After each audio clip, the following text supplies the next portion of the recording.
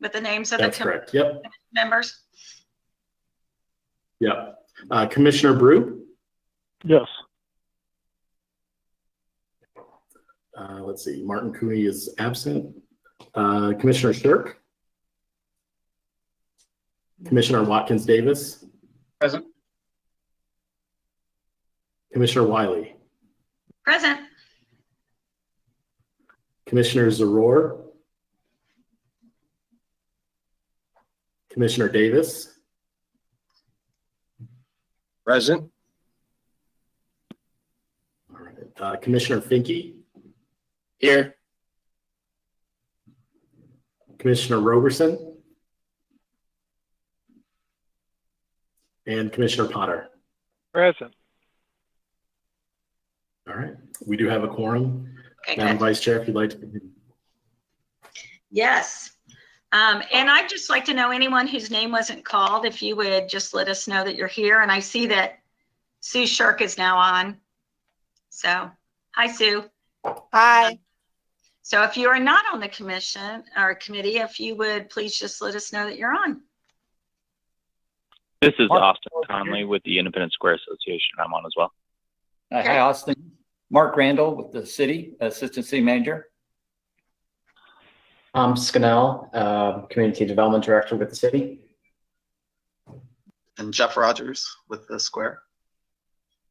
And I'm Jordan Olina, the Development Manager for the city. And Dale Hurl, Superintendent for the Independent School District. Well, welcome everyone. The first thing we want to do is go ahead and elect our officers. As Jordan reminded us earlier, it's almost 1 year from the date that we officially first met. And so it is that time to annually re-elect. So Ron, I think you have a motion you'd like to make? Yeah, I would like to move that we continue with the current officers. Second. Who was that second?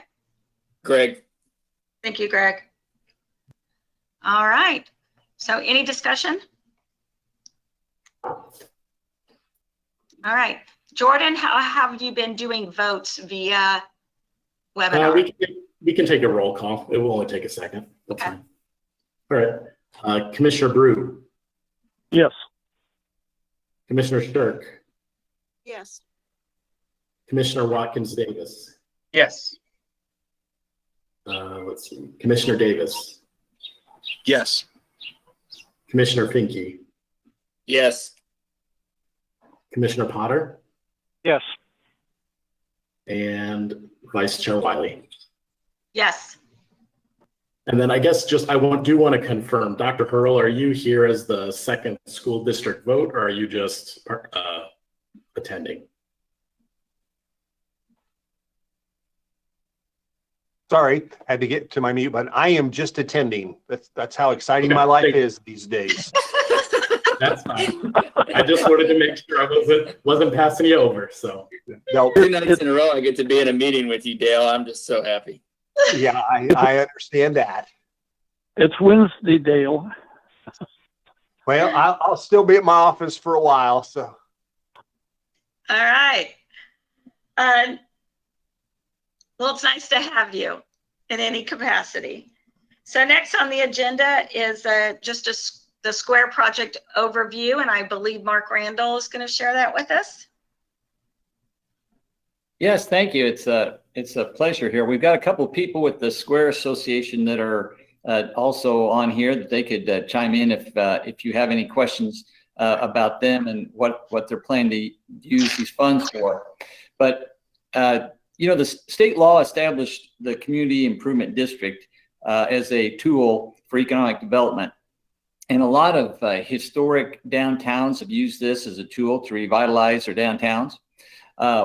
It is a process that's very elaborate, established by law, where you have to have a petition that is signed by a majority of property owners in the district. And it has to be both by per capita, like a sheer majority of property owners per capita, but it also has to be a majority of property owners representing a majority of the assessed value in the district. So I think you got a copy of, I apologize, it wasn't the greatest copy that we initially sent out of the petition, and it showed the district boundaries. It's pretty much the square area. And what they're doing is if the council approves that petition, they would establish a community improvement district. And then that would authorize the community improvement district. Just doing that doesn't get them any revenue. What it does, though, is once a community improvement district is established, they can then go to have a special sales tax election. And the voters of that are the people residing in the district. And it is not an abatement or a diversion of existing tax revenue at all. It's creating a new sales tax that would be collected only in the district. That would be only used for the purposes that they outlined in their petition. Now, their petition, they estimate that this sales tax, if it was approved, would bring in about $77,000 a year. And the petition shows a budget, which the law requires that they put a 5-year budget in there.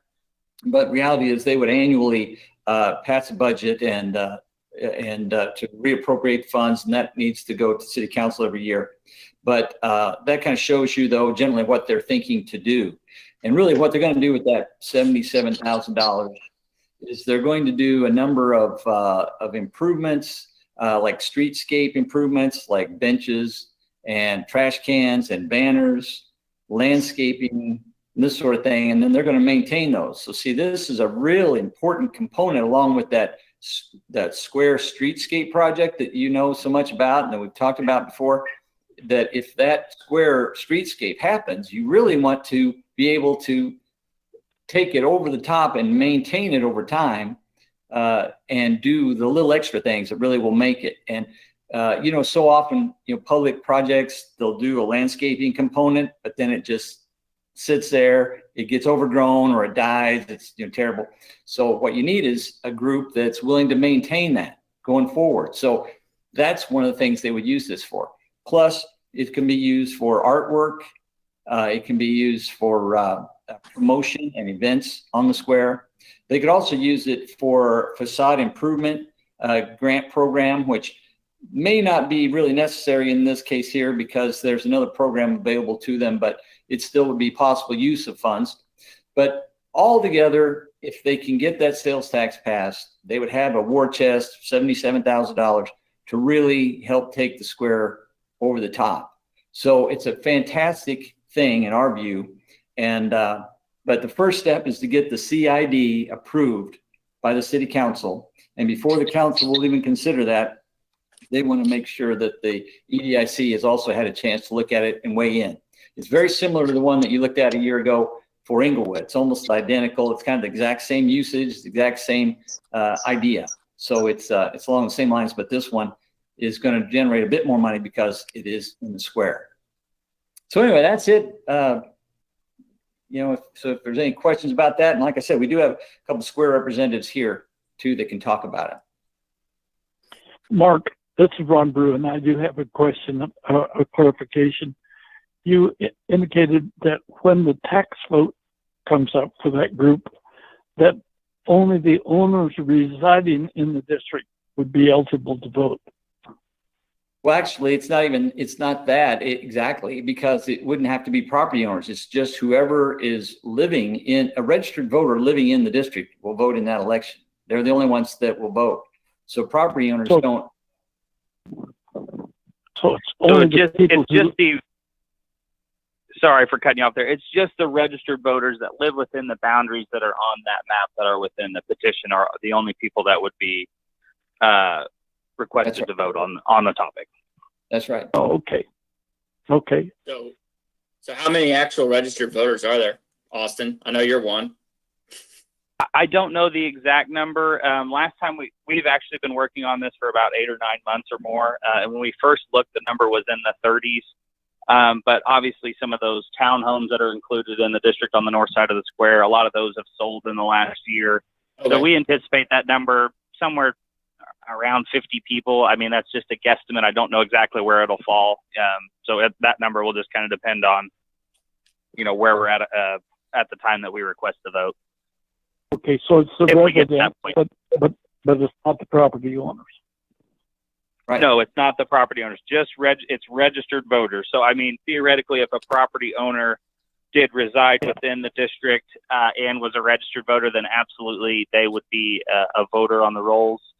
But just because you own property doesn't mean that you would be a voter. We need the property owners were crucial for our petition so that we could get to this point and hopefully present to the city council. But once we've got the petitions in, then it'll come down to the voters that live within the district that would ultimately be affected by the sales tax. Okay, So thank you for that Austin- clarification. Austin Conley, would you like Yes, to make an impact statement or share anything that you'd like about it? Mark covered it actually, and Mark has been a great champion for this project from the get-go in his ex officio capacity on the Independent Square Association board. And some of our, in the last 2 years that we've gotten involved with the Missouri Main Street program, and through that, and through other city things where we've done exchange trips and gone to these other historic downtowns like Washington and St. Charles.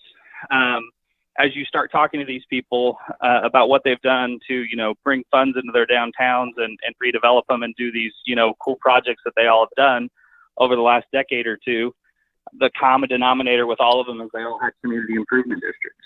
And so as we would return from those trips, we started kicking around the idea of what, why don't we have one? What can we do? What does that process look like? And Mark has been extremely helpful in his, his past experiences at other cities and working on these projects. He knew exactly what to do.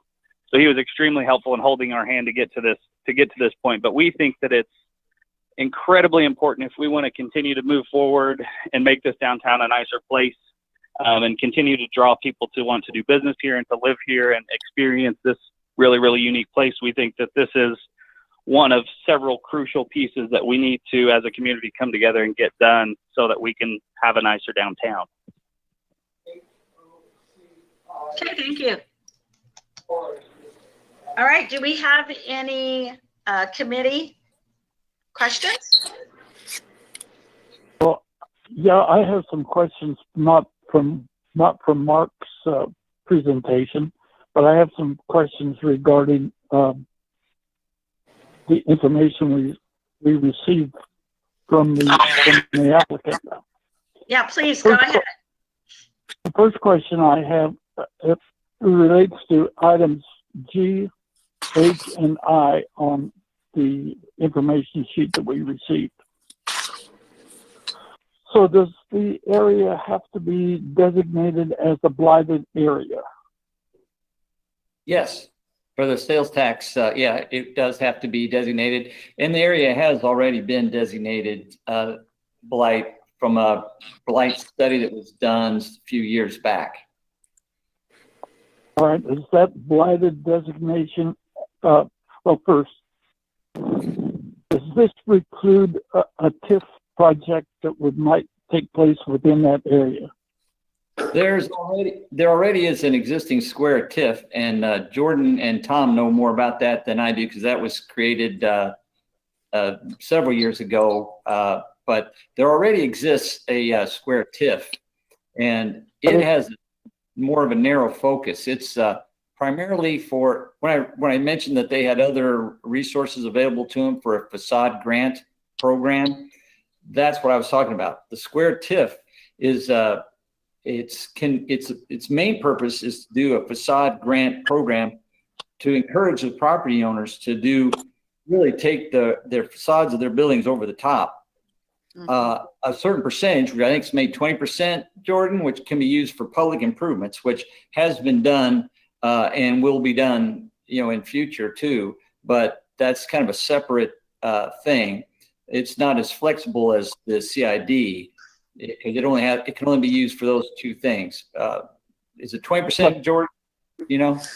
I think it's 20 or 25%, but it's in that range. Yeah. But if an individual or a company would come in and request a specific TIF for a specific business, would they have to redesignate that area as blighted? Well, no, because it's already designated blighted, but the square TIF already exists, and it, like I said, it has narrow focus. So a company could only, I mean, really, it can only be reimbursing certain things that were set out in the TIF plan, and that TIF plan was limiting TIF revenues for maybe 20% of it or 25% of it. We're not sure, for public improvements, like they did an intersection job there at Truman with some of those funds, and the other part is for facade grant program. So, yeah. Okay, well, that answered that question. Now I would like to go then to the real property taxes. And the way the language reads right now is there will be no additional property taxes imposed on property within the district. And I'm assuming that would be for the 30-year period that this would be in existence. This CID would not have the ability to collect any property tax. So I realize they would not have the ability, but the county would have the ability, wouldn't they? This doesn't change in any way anybody else's ability to collect property tax. That all is separate question. This here creates no additional property tax, and it does not divert any existing property taxes. Well, would it be helpful? Would it be helpful to add in that language then that the CID district could not impose additional property taxes? Because the way it reads right now, if I was the owner in there, I would assume that I'm not going to have any property tax increase. Period. Well, I don't know. It's written the way the state law sort of dictates it to indicate whether, because that would have been an option that they could have looked at, but they didn't. They weren't interested in any of that. They only were wanting to do the sales tax option. So it's kind of worded the way the state statutes have it for CIDs. And at this point, the petition is what it is. So the city can amend the petition. Well, the petition already says no, the CID will have nothing to do with property tax. It's just irrelevant to the CID. Yeah, I understand that. I'm just thinking that this particular language is a little bit confusing for me, but maybe I'm the only one that's confused by it.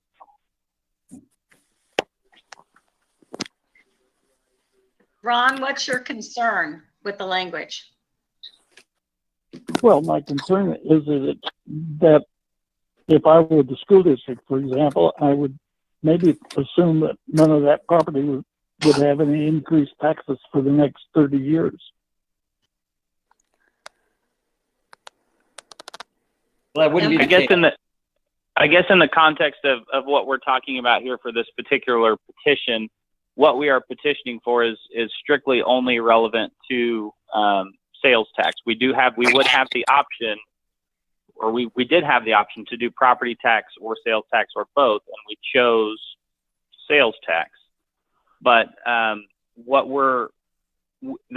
CID that would be formed would have no authority over what Jackson County charges at their property tax rate. What we're saying here is, regardless of what Jackson County does charge for your taxes for the next 30 years, we will not be collecting any of that. We will only be collecting the 1% in sales tax revenue. I do get what you're saying about, if an owner read it that way. It's just with this particular petition, the state statute is very strict with how you write your petition. And that particular spot would need to have one of two different things. Either, yes, we are going to collect a property tax, or no, we're not going to. And we needed to put no, we are not going to. Does that make sense? Well, yeah, I just need to ask Dale and Ron, Greg, if they're comfortable with that language. Yeah, it's clearly stated for me. That they're not going to. Yeah, and I'm comfortable as well. So we're the ones that are going to have the property tax. So if they're comfortable, I'm comfortable.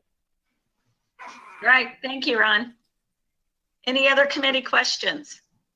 So I was wondering, actually, continuing a bit on the property tax issue, why did the landowners choose a sales tax instead of a property tax issue? That's something that I always seem to notice comes up, and we do these community improvement districts. Is that the property owners always want to do a sales tax instead of a property tax? So why was it chosen in this case? There's actually already a property tax on the Square Business District, and it's been in place for about 30 years. And for us to alter that or try to loop that in with our community improvement district, we would have to disband that group and start over. And so we chose to just go since we already had a property tax, we chose to just go for the sales tax. Does that make sense?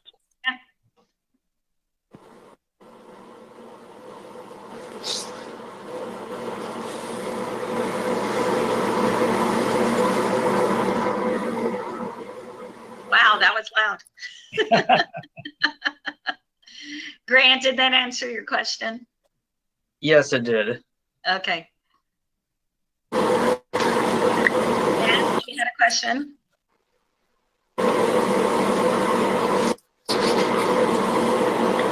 No questions at this time. Thank you, though. All right.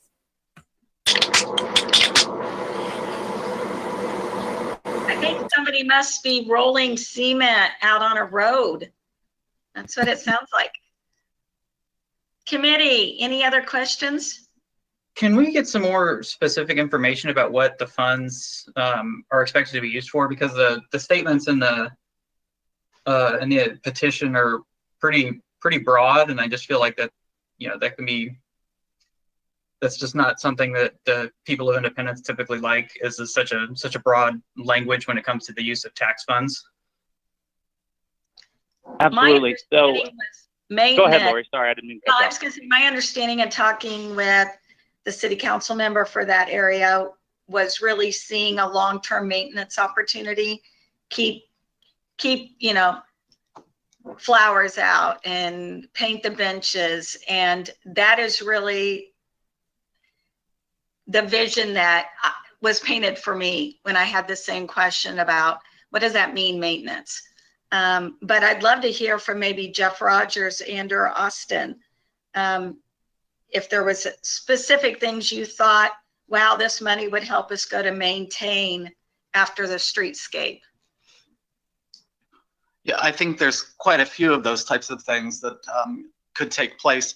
The language is kept a little broad because things do change over time. This is a 30-year district, and so if you narrow that focus too much, you're going to really prevent the board overseeing that district from doing what needs to be done for the district over time. But specifically, we wanted to make sure that there was some mechanism in place up here when capital expenditures are made, that we're able to maintain them. And I think a good example of that right now would be with the kiosk that was put in at the corner of North Main and Truman Road. It sits right across from the National Park Service. It's a covered benches area with some posters that are geared mainly toward tourists. It was put in over 10 years ago. None of the posters have been changed out in that time. It's owned by the city. The paint is peeling. It was started to be painted at one time. It originally was green, I believe. The base is now black, but it was only painted up as far as someone could reach, apparently, and then you can see it slowly change back over to green. Pieces like that really don't get attention.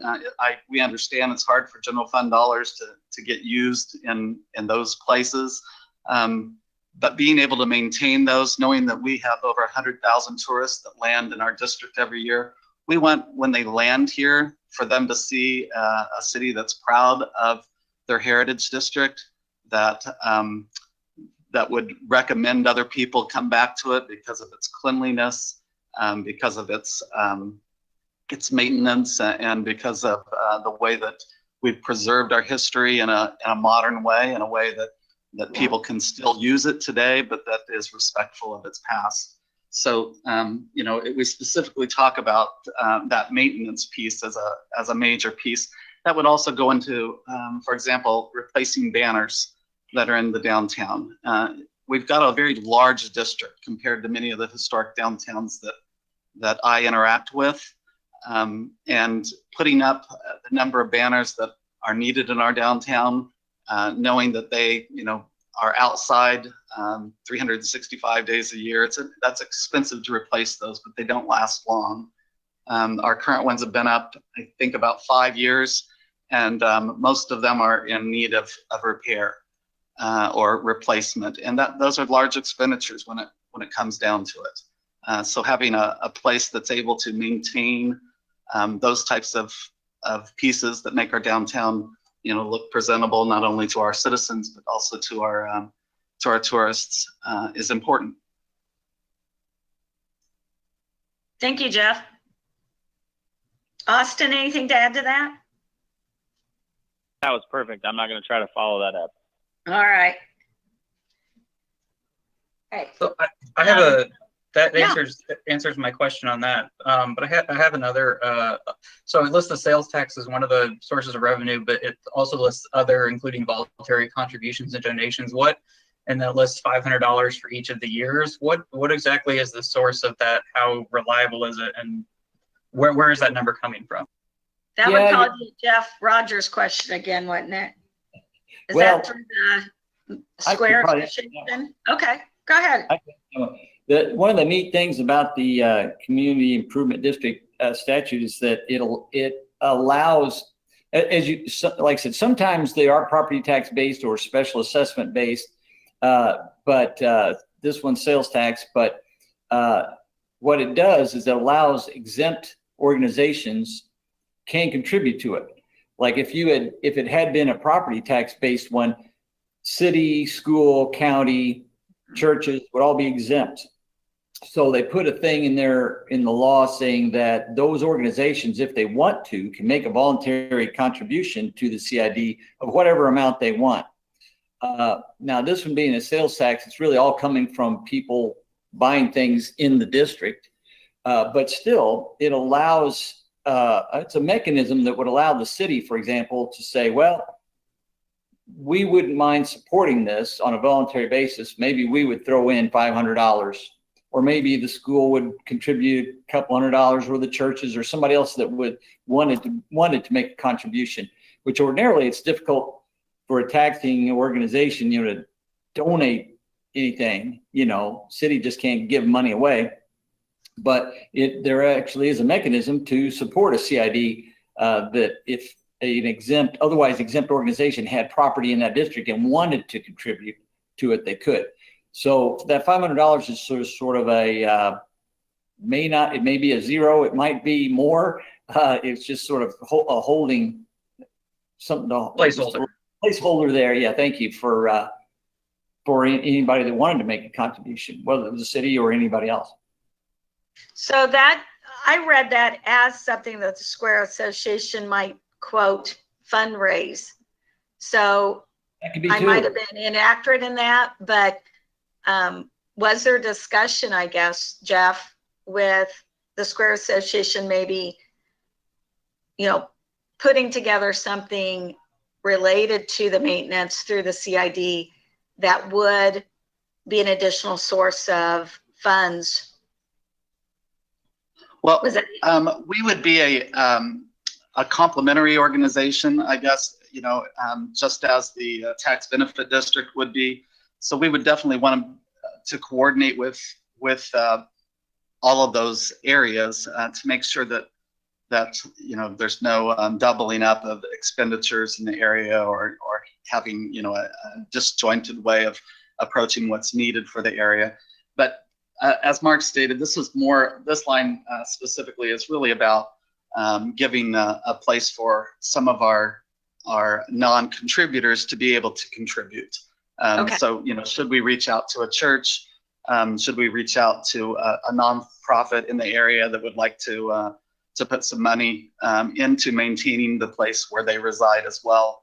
That this gives them, that ability to have it in a very open, sourced, and monitored organization. The one thing I found confusing was the actual map that was attached. So could you give me very clear lines of what is the streets and the area proposed for the CID? I don't know, Mark or who that wants to answer that. I don't know, Jeff, do you happen to have the map with you? I don't have one right here from me, and I'm afraid if I go try to look for it, I'll end up disconnecting myself. Deleting yourself. I do have the map. I don't know if it's you know, super easy to just say by street, Laurie, just because it's not, you know, a square in how it's drawn. A lot of the areas that jump in and out are to avoid areas where there's non-retail locations, since this is a sales tax based map. So that's why you see some of the jutting in and out in places. It basically follows along, you know, for the most part, follows along Millen Road on the east. To the south, it jumps just a little bit past Walnut in the kind of business district that sits over off of Liberty, and mainly that section's off of Liberty, and then as it stretches a little bit over towards Spring. So it's that arena of businesses, and then for the most part on the east side, it's Spring and the businesses that run along Spring.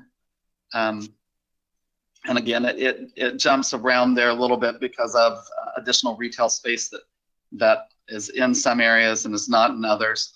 There's a long stretch there along Maple where it does run down and it grabs a convenience store and gas station. The only reason that other businesses along that area aren't included is just because most of that land is all either residential or owned by a religious organization. Okay. And so there's no tax dollars to be collected there. Okay, thank you.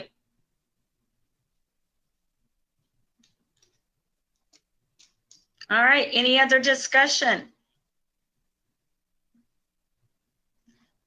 So we've mentioned them a couple times throughout this conversation, but there already is an organization that kind of facilitates a lot of these kinds of the things that we're talking about this community improvement district doing, you know, the Square Association that facilitates a lot of these activities that already exists. So I kind of feel like this is not really something that's needed when we already have an organization that works with the business owners to do things that, you know, are benefiting them disproportionately to just the public at large, which is what this is going to do.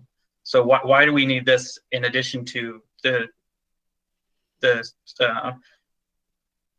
Square Association when, you know, there's not any sort of requirement for them to match, or you know, if there was like a matching requirement, I would feel a bit more comfortable with this. But you know, this is, in my opinion, when a lot of these CIDs get used like this, you know, it's for things that either the city should already be doing, or that private businesses and their organizations like the Square Associations are the ones that are supposed to be responsible for these things, and that we're just putting a Band-Aid and not actually addressing the problem of why either these things aren't getting done, or just not motivate the people who need to be doing them aren't being motivated. So why does this need to happen when we already have these other things that in place?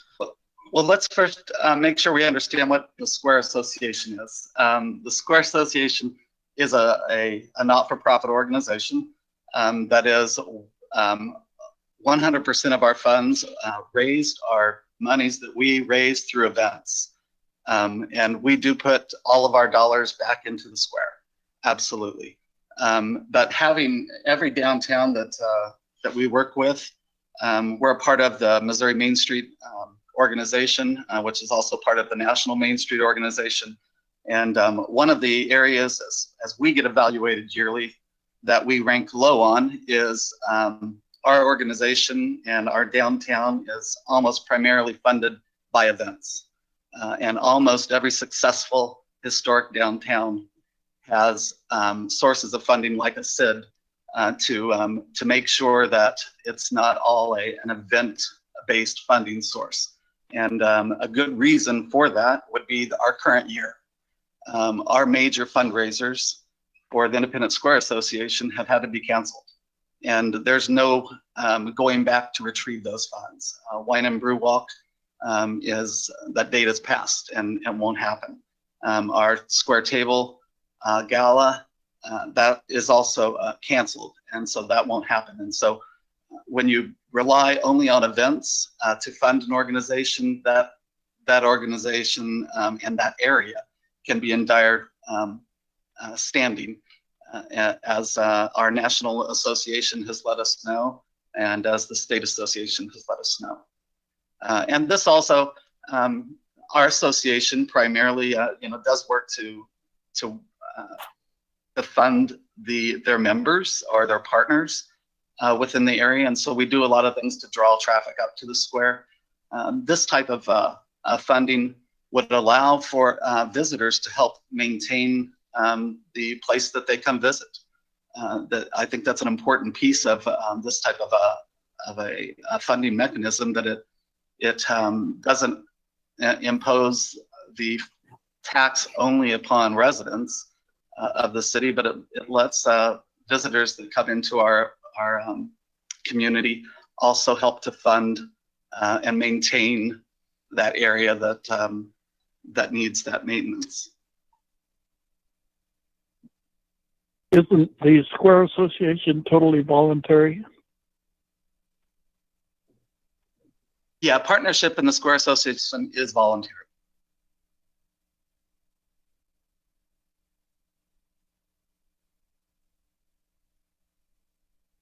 All right, any other thoughts, discussion?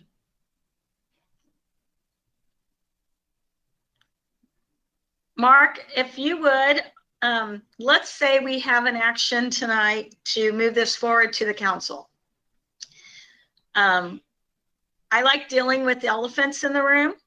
So the big elephant would be a lot of, whether it's true or false, perception that the square gets everything, nobody else gets anything. And so my concern would be being really ready to talk about how this is good for everyone that visits the square, because of, I'm going to use the word beautification and maintenance of those things that we currently don't have on the square, such as the trash cans and the flowers and the benches, etc. And then looking towards, once again, he reminded us this is a 30-year program, right? So who knows what's to come, but having a mechanism in place that provides funds in order to maintain one of the largest opportunities for independence in the tourism world. And I do think, the relationship to the Missouri Main Street Association and learning from what others are doing, there's a lot of history and a lot of opportunity here. But the perception and really being able to prepare, I guess, for supporting a CID. I would just kind of like to hear your thoughts on yeah. I know sure. I said a lot, but no, I get what you're saying. The difference here is that I think what people don't want is, they wouldn't want to see regular sales tax. If this was like part of the regular sales tax being diverted for the square, that would be one thing. This is totally different. This is not diversion of existing tax revenue at all. This is creating a new sales tax. And you think about it, the property owners on the square, they are generating this money for this. So they're trying to step up and be a supplier of funds for the square revitalization effort. They could have, another way you might look at it is, they could have said, okay, I'm just going to increase the cost of my goods, and then I'll pay in a special assessment, just pay in a contribution. Well, this is a much better way of doing it than doing it that way, because this gets collected all along, by the Department of Revenue, and it's a better way of doing it than just trying to pass the hat with all the business owners. They also are, as already mentioned, they're already doing a property tax where they're basically taxing themselves with a property tax. So everybody in the district is paying something. They've decided that they want to try to get, as Jeff said, get something out of sales tax, because then that also gets those visitors paying something. And all that money is going to go into the square. So the way we look at it is that if we were going to step up and do a public project, a streetscape for the square, which it badly needs, when you compare our square to downtown Lee Summit, for example, a streetscape is really needed to make that the destination it should be. But I think everybody's going to be looking to the square to pony up, step up, and be a partner, and that's what they're really doing here. That's what this is, trying to create a source of self-taxation, you might say, to be a partner in this. And so that's the way I look at it. To me, it's just totally different than like a TIF or something where you're actually diverting existing tax to an area. So anyway, that's my take on it. Anyone else? Greg, you're on mute. It looked like you were talking. I am. Yeah, sorry. I think you could also say, for one, this is the business owners, saying we are going to have our tax rates taxed at a higher rate than what they are currently, so that we can do something that, yes, it increases what, quote unquote, it increases what the cost is now for visitors to come here, but at the same time, the idea being that it beautifies it so that it draws more. So this idea of, we need of attraction, and Mark's mentioned that. But if you compare the sales tax rate with this after their rate added on, it will still be lower than many parts of Independence that people would argue to your point of, other places get more attention. The sales tax at Menards is much higher than the sales tax on the square, and will continue to be. Mm-hmm. Yep. Good point. Any other conversation? Mr. Potter, anything to add? Any thoughts? Not really. Generally speaking, the way Mark, one of the very last things Mark said, which was essentially this is almost like a self-funding mechanism for business owners. It's the way that I tend to look at CIDs in general, and generally speaking, the other taxing entities that I represent are all property tax based entities, and so in a way we don't have a dog in the fight. It's doesn't affect us. It improves the area.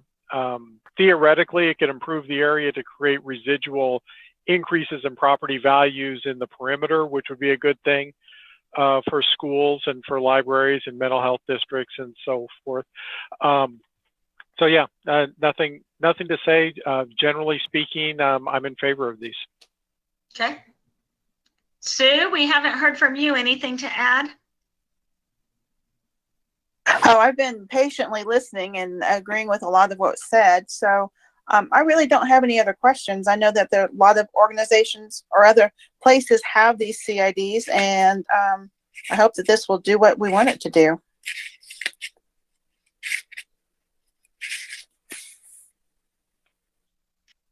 I think Lori, if you're okay, Lori, if you're okay, I'd make a motion that we approve the motion on, or the proposal on the table. I second.